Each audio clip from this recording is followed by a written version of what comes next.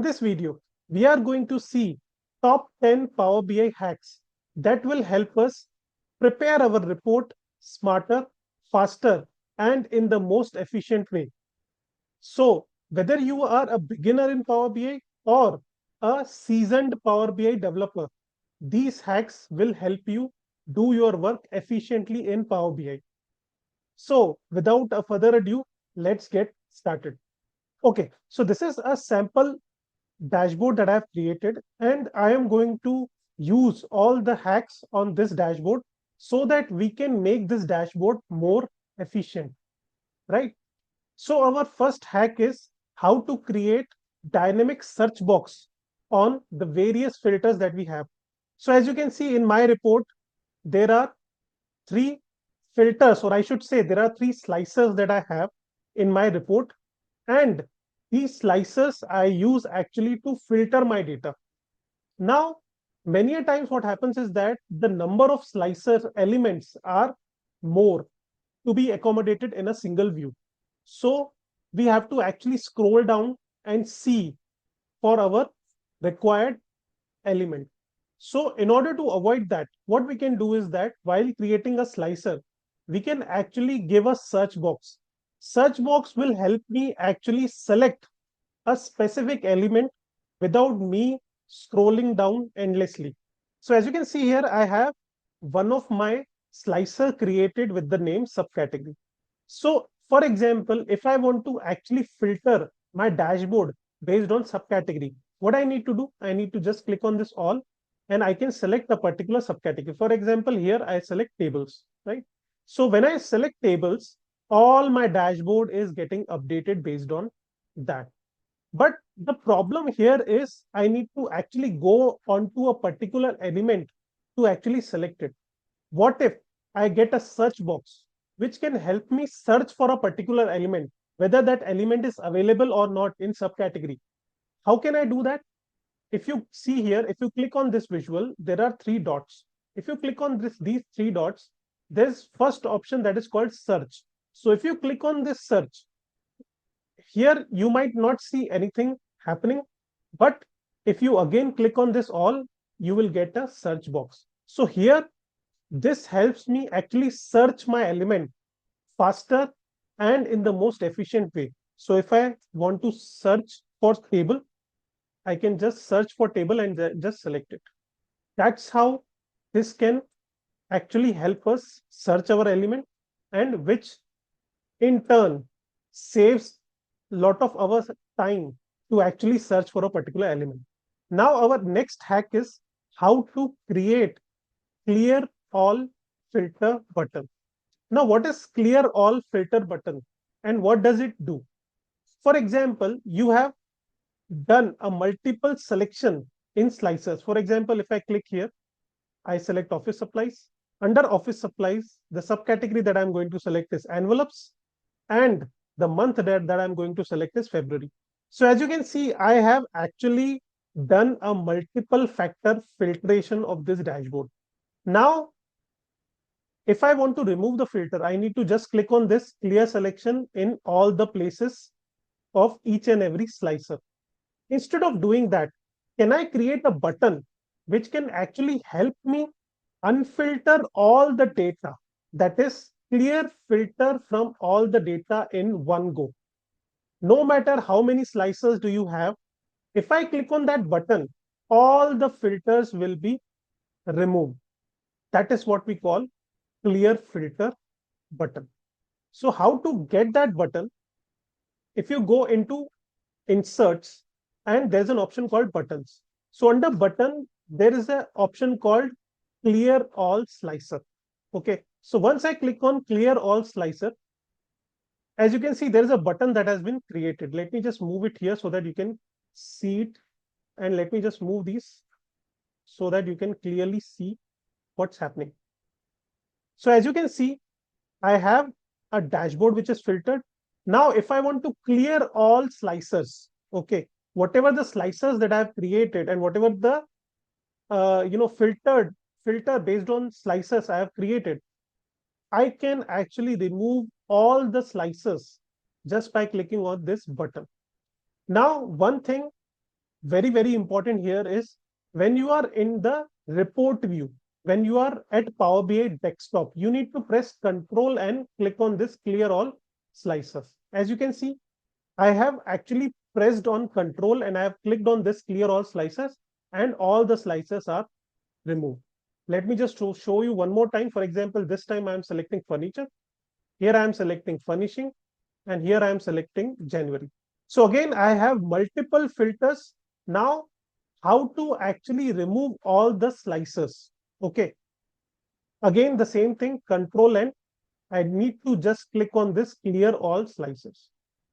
In this way, you can have multiple slices on your dashboard. At the same time, you can actually clear slices and get your report or complete report view back.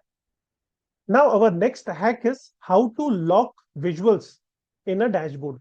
Sometimes what happens is that when we create a dashboard, by mistake, we actually move certain icons, certain visuals.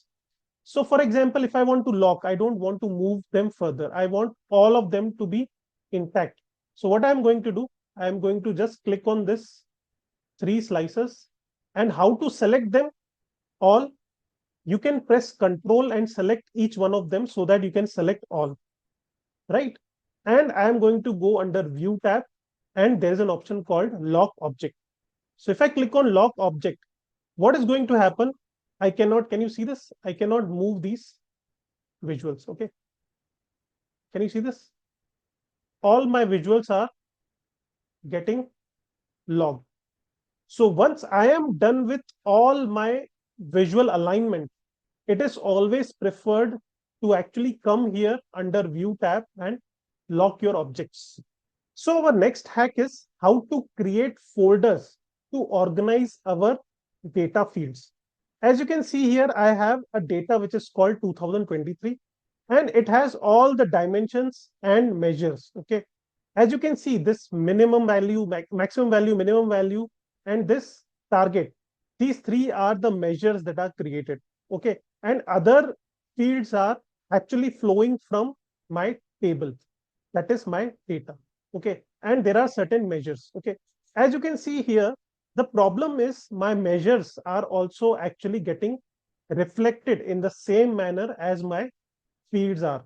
Okay. So in order to have a bifurcation between my fields and my measure, what I can do, I can create certain folders. Okay. How to do that? So I'll go under model view. Okay. Once you go under model view, you will have all the fields available here, right? Now, for example, I want to click on this max value. I'll press Control, bin value, and I'll go in the bottom and target. So while pressing the Control, I have selected all 3 of these values. Now, once I select these values, under properties, as you can see here, there is a heading that says that display folder. What folder do you want these values to be into, so that I can actually categorize what are measures and what are fields. So let me just name it as measures. So all I need to do, I need to just write the display folder name and I'll press enter. Now, once I do that, what will happen? There is a folder that will get created in the form of measure. Can you see this? A measure folder has been created, and all the values that are measures created by me will actually fall under that folder. Now, our next hack is how to actually create a separate table under which we can put all our measures. Right now, what we did in our previous hack was we actually created a folder and we have put all our measures into a particular folder. But if you can see under under our table view, right now, the folder has actually got created into this 2023 table. Now, if I want to actually separate these measures into a separate table, okay, so that I can be very, very clear that this is a table which actually represents all my measures, and this is the table which represents all my manual fields that are flowing from my data. How to do that? First of all, we need to actually create a dummy table here. So what I'm going to do is that I'm going to create under table tools, I'm going to create a new table. So this is just a dummy table that I'm going to create so that I can have all my measures into this table. So as you can see here, it asks me the table name. So let me just put the table name as all measures and is equals to and press enter. That means I have created a dummy table, okay, which doesn't have any value. Now, if I go into my table view, as you can see, I have two tables that I can use. First is the table that is flowing from my database, and the second table is calculated table. As you can see, there is a calculated icon also. If I go down under it, there is no data that is there. It is just a dummy table. Now, what I need to do, I need to actually move these measures into this from 2023 table. I need to move it to all measures table. So first of all, I'll just select all the measures. And as you can see under properties, there's an option called home table. Home table will tell me where these measures lie. So right now it is under 2023. I'll just click here and change it to all measures. So what is going to happen is all the measures that were there actually has been shifted to my all measures table. So with these two hacks which we learned, okay, one was to create a folder. As you can see, this measures folder I have created, I had created it in 2023, and now I have moved this entire folder which has these measures into my all measures table. Okay, so next hack is how to create page navigation. What is page navigation? For example, in my this dashboard, I have three pages: DB, that is the main dashboard; trend analysis, that is a line chart that I have in the second tab; and there is top 10 hacks tab, which I have used to explain whatever the hacks that we are going to see. Now, if I want to actually create a page navigation or a navigator, or we can call it as index also. So can I create an index where I can actually click a button and I can directly go back to the page, okay, or go to the page in which I want to go to. For example, I want to go into trend analysis page. So instead of going by the manual route of clicking on the tab, is there any option of clicking a button so that I can directly go to my trend analysis tab? Okay. Yes, it is possible if we can create navigation. How to do that? First, you click on insert. Under buttons, there is a option called navigator. Under navigator, there is an option called page navigator. So once you click on that, as you can see, there is a page navigator that has been created, right? Let me just reduce the size. Yes. So as you can see, there's a page navigator that has been created. Now, right now, as you can see, which page is highlighted? DB. That is the main dashboard that I am onto. It is getting highlighted. Now, if I want to go into the trend analysis, okay, I can press Control. Remember, whenever you are going to actually use a button option in Power BI desktop, you have to click on Control and click on the specific button. As you can see, I have on a trend analysis tab. Okay. Now, if I again go back to my DB, and if I want to go into top 10 hacks, I'll just click on that and I will go into the page in which I wanted to go. This is what we call page navigation. But there's one issue. Right now, if I click on this trend analysis, I can go to the trend analysis tab, but I cannot go back to my DB, that is the main dashboard. Okay, so I don't have a button which can help me go back. Okay, so how can I solve that issue? I can very well solve that issue by creating a button called back. Now, if you can click on this button, there's a ready-made button that is available that is going back. Just click on that and a button will get appeared. Okay. Okay. So this is the back button that we have created. Under style, I can just name it as maybe back so that I can understand, okay, what this button does. Okay. So I've created a back button here, and same button I am just going to copy and paste it to top 10 hacks page also. Okay. So let us check it now.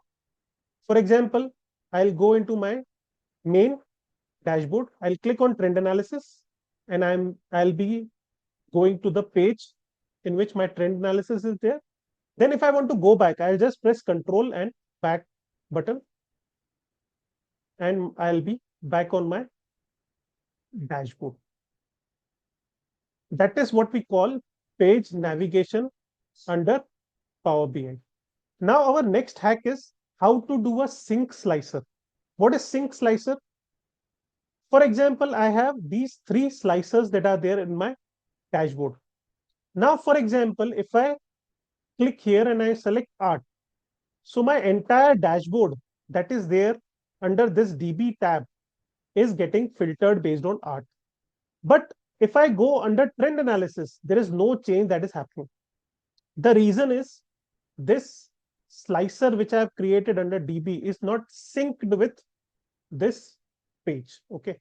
Now, for example, if I select art here, and the impact that I want is in the current page also, and the same impact I want in other pages also. How to do that? It is very, very simple. Just click on this subcategory, copy this, and paste it to my trend analysis tab. Now it is asking me whether you want to sync or don't sync this slicer with this visual. Now always remember, whenever you do a copy paste, make sure that you click on sync slicer. So now what is going to happen? This slicer which is there under dashboard, is getting synced with my trend analysis visual. Now how to check it? Let us just filter it. For example, let us make art. So see, my dashboard is getting updated based on art. Same way, this dashboard will also get updated based on art. Can you see this? Right.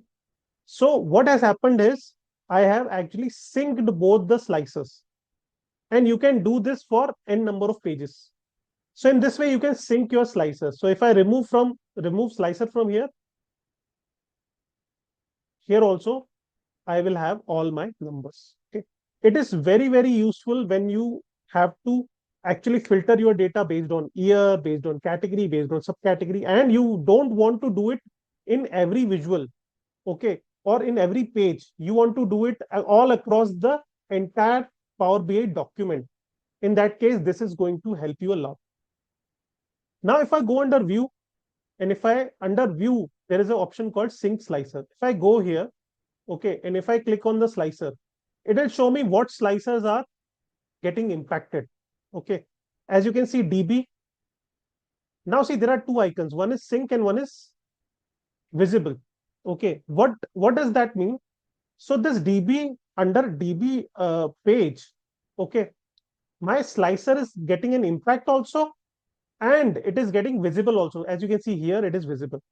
In the same way, in my trend analysis, my impact is also coming and my slicer is also visible. Now I have an option. I can remove this visibility from trend analysis. What will happen?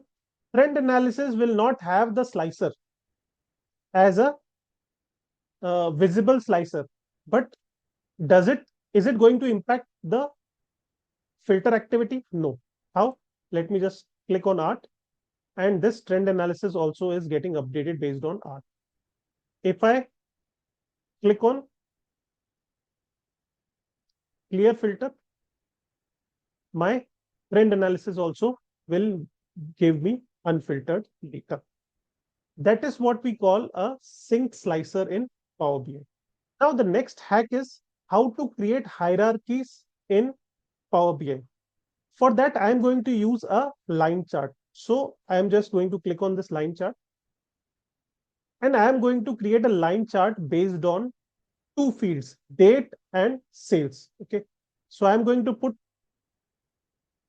date, that is order date that I have, under x-axis, and sales I'm going to put under y-axis.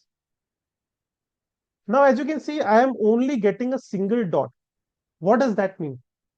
It means that the order date that I have put is actually a hierarchical field where there are multiple hierarchies that are created. Now, how this helps us analyze the data? For example, if a user wants to actually see year-on-year analysis, and if he has a order date which has multiple years of data, in that case, he can very well see year-wise analysis. In our case, we have only 1 year data, that is 2023. That's why we are seeing a single dot. Had we had more than 1 years of data, we would have seen all the years data as an analysis. Now, here there's an option, and under hierarchy, there is a very important option that is available to us, that is drill down. As you can see here, there are arrows, expand all down one level. So right now, my data, whatever the visual shows, it is only for a single year. Now, what I can do is that I can actually drill down it a level down. Okay. For example, I want to go under quarter level. So I'll just click on that. So I will have a trend line or a line chart which will help me understand what has been my quarter on quarter performance. Right. Same way, if I click on this, I am going to have a month on month analysis. Okay. This is what we call drill down or hierarchy in Power BI. If I want to go day wise, I'll just again click, and there is a day wise visual, that is trend analysis visual, that is available to me, right? In this way, we can have drill up and drill down. So if I want to go a level up, I'll just go into drill up. So this is month wise. Again, I'll drill up, and it is going to be quarter wise, and this is going to be year wise. So in this way, you can use this hierarchy option to actually create your visuals and give an opportunity to the user to decide what kind of data he wants to see. So next hack is how to create visual level filter. Now, as you can see, I have a data which has day-wise sales. Okay. Now, as you can see, there is a lot of data that is available in the form of line chart, and it is very difficult for me to actually analyze that amount of data. Can I filter this data based on certain criteria? Yes, there's an option called filter. So I'm going to click on this filter, and under filter, there's an option called sum of sales. I'm going to click on sum of sales, and I'm going to put certain criteria. Show the items when the value is greater than how much? 20,000. And I'm going to apply filter. So what will happen? I will only be able to see the line or the months or the days in which my sales is more than 20,000. This is how you can actually do some dynamic filtering based on certain criteria. Okay. In the same way, if I go under is less than 20,000, then it is going to only show me the days on which the value of sales is less than 20,000. In this way, you can actually filter your data with the help of this data filtering options. Now, we have come to our last hack, that is to actually copy the line item that we have written under a DAX.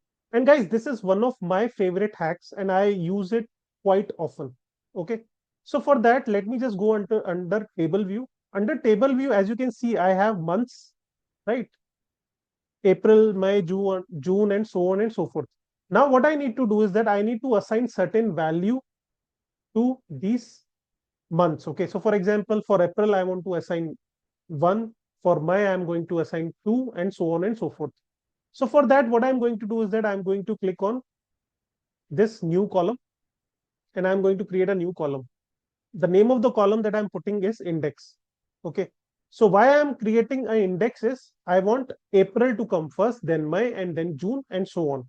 So, and here I'm going to use a formula called switch. So I'll just click on switch. If you want to go into the next line, you have to press shift enter.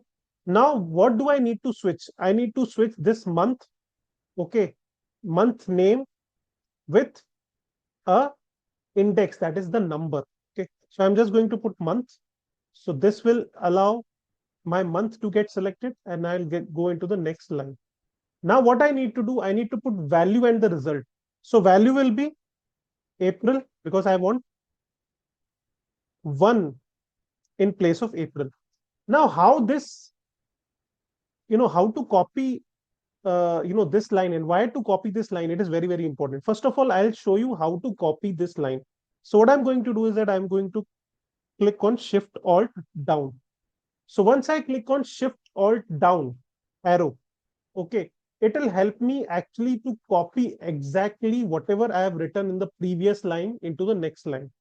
Okay, why it is important is it can actually reduce a lot of my efforts in putting the commas, and I can get my DAX formula correct in one go.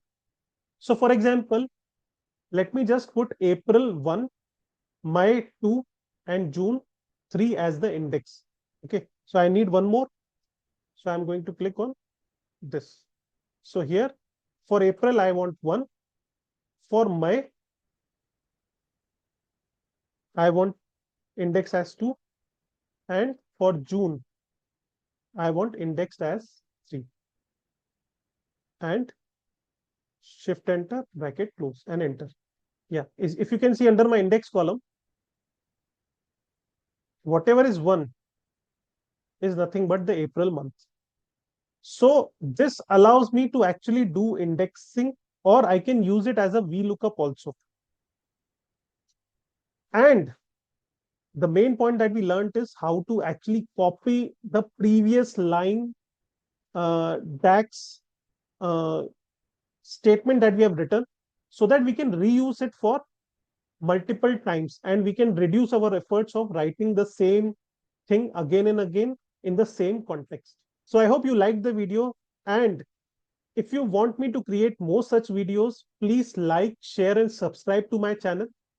Also, if you want me to cover any specific aspect of Power BI, you can use the comment box to suggest me, and I'll try to create a video onto it. Thank you very much.